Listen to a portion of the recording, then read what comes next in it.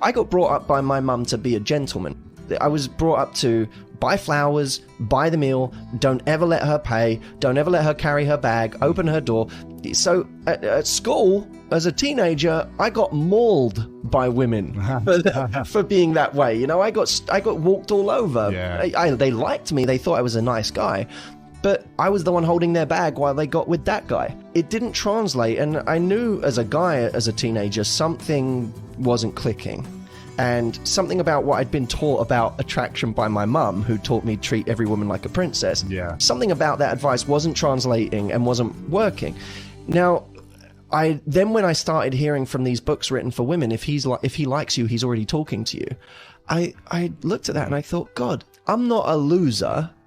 I'm not someone who's got everything going wrong in their life and is like, you know, oh, that's why he hasn't got the confidence. No, I was like a guy who had some great things going for him, and yet still I would look over there and go, no way. I was terrified. The idea of walking up to a woman and saying I like you or I think you're cute, terrifying. You know, I started to say to women, listen, firstly, even the guys you want are nervous about coming over to you. So you might have to do a little more to make this a possibility. So that's the psychology, when done in the direction of man to woman, is much more powerful, because men have these two instincts, provide and protect. But some of these instincts are kind of hardwired, right? What we're doing with a lot of our better nature is overcoming certain programming that we had. You know, in a riptide, you get pulled out to sea. Your instinct tells you in that moment to swim back to shore against the current. Ignore the riptide. I just need to get back to shore. Which is stronger, you or the current? Fighting harder won't save you. Thinking clearer will. And thinking more clearly means I need to swim sideways. I need to swim parallel. I'm giving myself a longer journey. But then when I'm out of the current, then I can swim back to shore. Yes. Instinct won't get you to do that, because that requires thinking clearly. Instinct will drown you in that moment. And in a relationship, in dating, your instincts will get you killed. Don't invest in someone based on how much you like them. Invest based on how much they invest in you. People don't do that. People invest on instinct. I really like them. And my investment is proportionate to how much I like them, not how much I'm seeing there's a mutual investment. An incredible connection is like, you meet someone, you connect, and you have a great plot of land. This plot of land could be great because it's in the middle of a forest, could be great because it's on the cliffs overlooking the ocean. It's a beautiful place to build. But it's still just a plot of land. Let's see it for what it is. It's potential. Now what you need is two builders, two people who are going to build something here. And that requires two people who show up each day and lay brick after brick after brick after brick, and slowly but surely create a castle. Most people have the experience of someone who joins them on that plot of land, and they both look at it and they're like, it's great. Look at the ocean. This is great. Look at the view we have here. Look at the trees. This is amazing. And they get real excited. And one of them might be willing to build. One of them might be a builder. The other one might just really like the potential of this plot of land. And then you have someone who's there building every day. They're doing the investment. I have the woman come to me who's building, and a guy who's left the construction site. And then 3 weeks later, he calls in after 3 weeks of ghosting her or just disappearing or just patchy communication and says, thinking of you. That's a builder who started building, then left the building site for 3 weeks and called him from home and went, how's the castle going?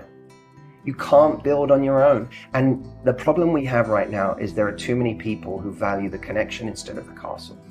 Castle becomes a castle because two people work on it, and it becomes unique and ornate, and there are secret passageways only the two of you know about, and there's an argument that knocks down a wall and then you build it up and fortify that wall. Interesting. And it makes it even stronger, and this one is uniquely yours. It's been built by the two of you. That's a relationship. That's why, you know, a 20-year relationship or marriage or a 30-year relationship or marriage is special is because two people have had to go through shit together. They've done things together. When I was 13, my parents took me to America for the first time. We go into Disney World and I learned something very interesting about myself there. Because of course I go in there, it's magical. And it was something that stood out to me, even more than Space Mountain, even more than the big ride. And it was the trash can. On some level that maybe I couldn't fully articulate at that age, I saw the trash cans and I was moved by it. I said, someone cared enough about this place to theme the trash cans. It moved me. Often in a breakup, often when people are going through difficult times with their partner or whatever, the thing they go back to is, we had that amazing trip. We had those amazing times. They go to these highlights. They go to the Space Mountain of their relationship. But relationships are about the trash can. Because guess what? In a day at Disney, you ride Space Mountain once, maybe twice. How many times do you use the trash cans? Every 20 minutes. And what will define your relationship is the trash can, not Space Mountain. My concern is the number of people out there who are staying in the wrong thing because of the Space Mountain of the relationship, or they're spending too much time grieving the loss of the wrong thing because all they remember is Space Mountain. I remember once having a breakup. It was the most painful breakup I've ever had. I was really, really in a bad way over it. And a while later, I spoke to this woman on the phone, and I had said to her in a brave moment on the phone, I said, why did you want to break up? I said, what was it for you that I wasn't doing? She said, you were boring. So I said, why was I boring? She said, when I first met you, you were the most ambitious person I'd ever met. And she said, I'd never met someone with such an ability to decide they want something and then get it. And she said it was so sexy. She said, but as we went into our relationship, the more time went on, the more that was all you were. You were super ambitious. You knew how to get what you want, but you were so one-dimensional. You know, it was all you did. Even in our free time, you were on the phone, you were on your laptop, you would talk about your business, you were always talking shop. There was never anything else you had to talk about. We didn't do anything spontaneous. We never went and had adventures. It was just all one track. And she said it got boring. Yeah. She was right. She was right. There was nothing I could argue with. And I realized something in that moment.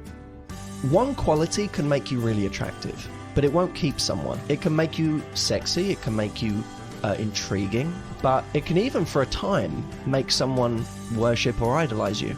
If you pair ambition, say, with an ability to enjoy life, now that person is really sexy. But when you combine it with something else, it becomes what I call a unique pairing. You find like what seems to be a good man, but with an edge. That's a unique pairing. Yes. And that's someone that becomes not an attraction, but an addiction.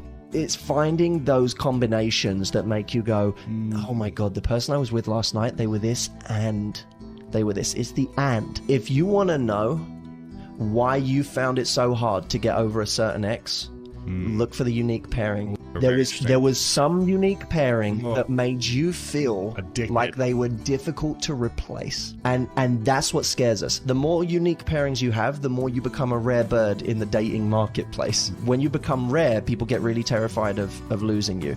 Be the person that has the unique pairings that other people are terrified of losing. I think there's also a greater sense of entitlement these days, where people feel like they're owed marriage is, you've met the right person, so it's supposed to all feel great. And when it doesn't feel great, and when it's not all working, there must be something wrong with this person. Not with me, not with the amount of effort I'm investing into this relationship. There must be something wrong with this person. It turns out they're not the one after all. I thought they were, but they're not. The search continues.